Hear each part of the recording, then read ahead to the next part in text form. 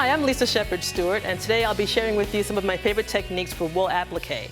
We're working on a wool wall hanging that also includes some of my batiks from Ghana, some of my favorites, and also upholstery fabric. So the mix of all those colors and textures is really kind of a treat for the eyes, and I'll be showing you how to make it really simple. Okay, first we're starting with doing the actual applique. I'm using woven wool as opposed to wool felt. So woven wool is actually a woven fabric, and what I've done to kind of give it a little bit more body and a little more substance is to soak it in hot water or to felt it. And that also shrinks in the fibers, makes it feel a little more plush, and just gives it a more elegant kind of a look, like a suede kind of a look. So here you see I've chosen a pattern. This one is called Dweni Mem. It's from Ghana. It's an Adinkra symbol, and it's patterned after the ram's horns, and it symbolizes strength of body, mind, and spirit, one of my favorites again. Okay, let me show you how I've created my pattern to start with. What I'll do is cut out a paper pattern. This one I just hand drafted because I'm so familiar with the symbol. If you're not, there's a lot of inspiration you can get online and in books and pattern magazines, things like that. But I just very simply took a marking pencil, and you would just draw around the shapes. You want to get that nice balance between making sure you can see it and not making the line so obvious that it's hard to get out a little bit later. Okay, so we're going to stitch around like that. And then we'll just be cutting the fabric. I just use a simplified shape here just for the example. You also want to make sure that you use a pencil that's compatible with your fabric and that it will wash out. Most of them do, but it's always nice to maybe just do a little test if you're in any doubt. So that would be your pattern piece right there. Now we've cut it out, and we just arrange them the way we like onto the batik fabric. Now that these are cut out, you would just use glue stick. See, I've got this one pinned down.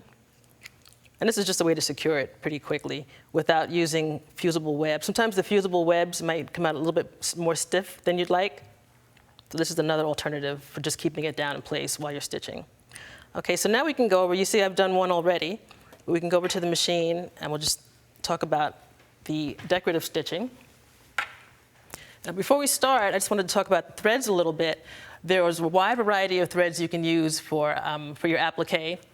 You can use metallic threads, which give a nice little shimmer on the stitching. You can use your regular all-purpose threads. You can use variegated threads that kind of change color so you get a nice effect as you're stitching down the piece. And then along with the different threads you can use are all your different machine stitches. This is a great opportunity to use those stitches that you kind of neglect and you always look at them, not sure what to do with them. This is a great opportunity to use those. So you'll see here I did some of the different stitching. This is actually a stipple stitch, and then I did a little, I think, a cross-foot stitch, satin stitch, which is basically just a close together zigzag stitch, a wider zigzag, and even here with a straight stitch, you can see it's very subtle here, and when you want to have it more visible, you would just increase the stitch length. Okay, so that gives you a lot of different options and opportunities to be creative. So with that, you've got all your threads, you've got all your stitch patterns, and we'll start here.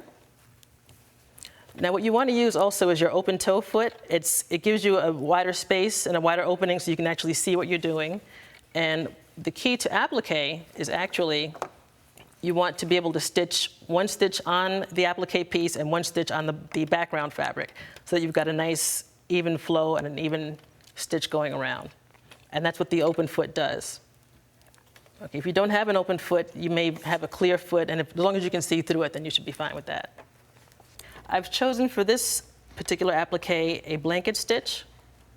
So I'm going to line that up. And you want to get that lined up so that, again, your stitches fall. Again, your stitches fall right between the applique fabric itself and your base fabric. Okay, I'll just show you a little bit of this. And again, you can vary your stitches, the stitch widths and lengths, and that same stitch will look totally different. So it's good to always just take a little time, just experiment with the stitches, with the fabric combinations, with the lengths and the widths and the threads, and then you can see how many different great effects you can get.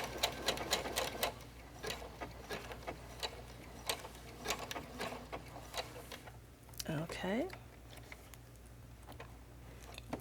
And you continue to do the rest there. So now you see that you've got the little shimmer of the copper thread, and you've got the nice definition of the blanket stitch, and it's a nice combination.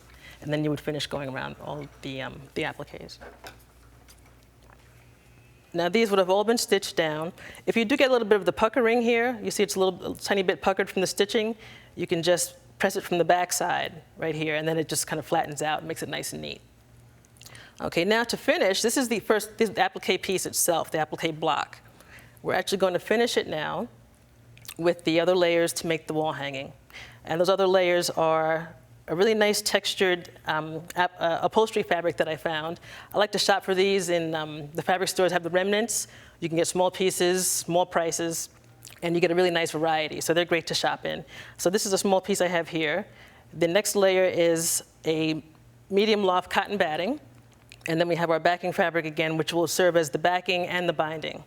I like to kind of combine techniques where I can, so that kind of gets you a nice look, and it's a lot easier than doing a separate binding. Okay, so now we're just going to center our piece. Again, I do like hand cutting. I like things that look like they're handmade, and I also like raw edges. So this fabric here, you'll see the edges raw. Over time, it's going to fray and just give it a really nice look. You can also speed that along by just pulling some of those threads out. And then also, because it's like an organic kind of a piece, I'll just do some machine stitching kind of in between, all around the edge, not too close because you want it to fray, maybe about 3/4 of an inch all the way around. And you can vary that stitching. It doesn't have to be perfect or straight. It adds more character and more interest, in fact, when you do kind of mix it. You can also go back to your decorative stitch if you like and use that for your stitch to attach the block to the backing. Okay, so we've got that in place now. And now I'll show you quickly. What you do is cut your backing/binding fabric roughly an inch larger all the way around than your two layers of the batting and the upholstery fabric.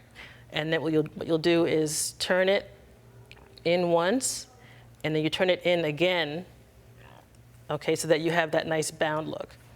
And we can actually it's easier to stitch when you've pressed it down. I mean, the pins are great, but when you press it, it really just kind of puts it in place. So we're just going to give it a little press right there.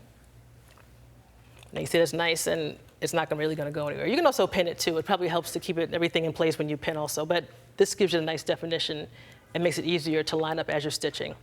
And again, with this, you can use a decorative stitch, or you can use just a basic zigzag so that your stitches zig and zag to kind of hold it together. The stitches really are pretty much invisible if you want them to be. You just pick one of a thread that's one color or the other, and it blends in beautifully. And then the finished piece here, you can see how it's just kind of zigzagged, and that's kind of the finished piece. I also like to use a tree branch to hang my pieces, or bamboo. Again, that natural, organic kind of a look I like, rather than a regular hanging rod. And I just did a simple piece of fabric. I used the center batik to make a little tab for that. And then it's complete, and you've got a piece that means something to you and looks good also. Okay. Now, in addition to the hand cutting and the hand gluing of the applique pieces, there's another technique that I've kind of been working on, and that's something I just call stitch first applique, where you're stitching it and then you do your cutting. So I'll just show you. These were done in that way, and you can see it's just a regular straight stitch. It's nice for an art piece, maybe when you have scraps you want to use up, or just different remnants, and you're just looking to do something kind of fun and creative and not too structured. You just take your pieces, lay them down, and then you would just do random stitching. You can kind of see these, just straight stitch, nothing fancy. And then you would use a double bent applique scissor. Now the duck bill on the scissor is what keeps the fabric out of the way as you're cutting. So you see these here I've already cut. So you're stitching and then you cut them out. I've started here with this one, so I'll just show you. And again, using the duck bill scissor there, that is what cuts, it holds the lower layer out of the way so you can cut and get really nice and close to that stitching. So that's a simple way to do kind of a more of an art quilt, kind of an applique, or what I call stitch first. Now after you've done this, you can also go back and still do a decorative stitch if you'd like to, or you can leave it simple as I did with the straight stitching. You can go either way. You would then finish in the same method as I used here with the layers and the batting and the bindings to finish that up. So hopefully you can find symbols that are meaningful to you. Again, decorating is all about expressing yourself and finding what works for you and then taking those materials, those colors, those symbols, and making them your own.